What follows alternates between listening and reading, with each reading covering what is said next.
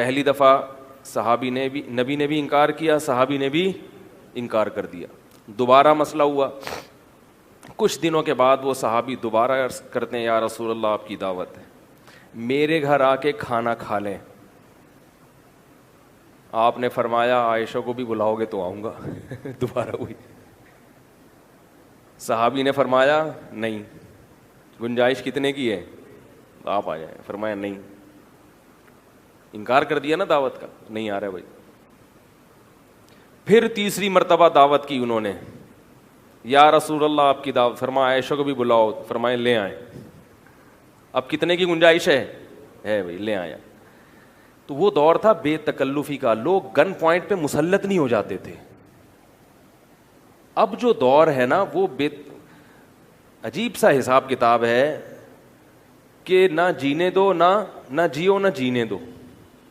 محبت ہوگی تو اس میں جوس نکال لیں گے اگلے کا, یعنی خون نکال لیں گے پورا اس کا. نفرت ہوگی تو گالیاں بھر بھر کے.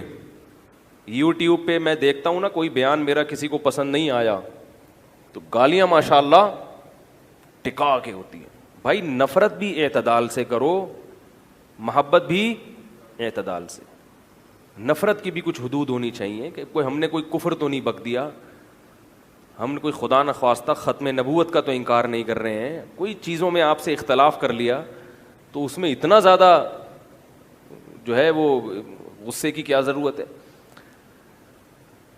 تو اب دیکھو میں اپنا ایک چھوٹا سا واقعہ آج کا سناؤں کہ علماء کے ساتھ کیسے معاملہ کیا جاتا ہے. آپ کو پتہ ہے مولانا طاری جمیل صاحب کراچی آئے ہوئے ہیں, شاید آج ان کا بیان بھی ہے ڈیفنس میں. مجھے کل اطلاع ملی کہ حضرت تشریف لا چکے ہیں. میرے پاس فون آیا کہ آپ اگر ملنا چاہیں تو ان کو ڈائریکٹ کال کر لیں.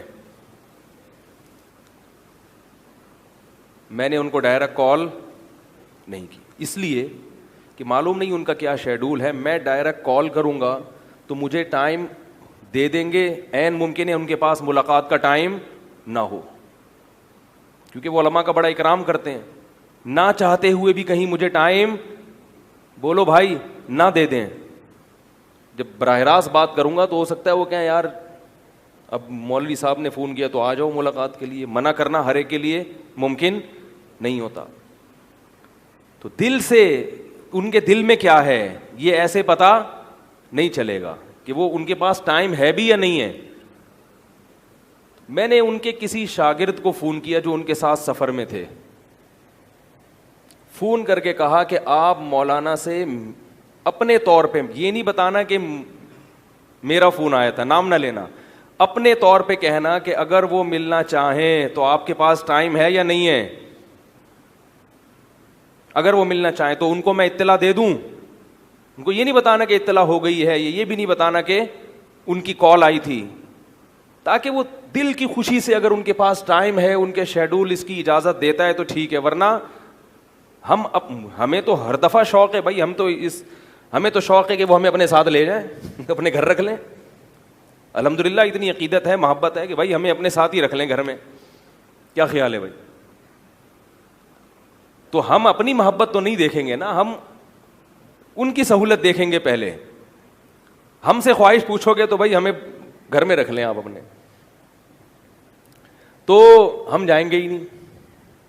تو اب کیا ہوا ہے کہ ان کے جو خاص شاگرد تھے یا ان کے ہم سفر تھے, انہیں میں نے ایک دفعہ کال کی ہے, دوبارہ کال کر کے پوچھا نہیں کہ کیا بنا, کیونکہ ان پہ بھی مسلط نہ ہو جاؤ. بس آپ نے اپنی درخواست جمع کرا دی ہے, وہ اپنی سہولت سے جب مناسب سمجھیں گے بات کر لیں گے.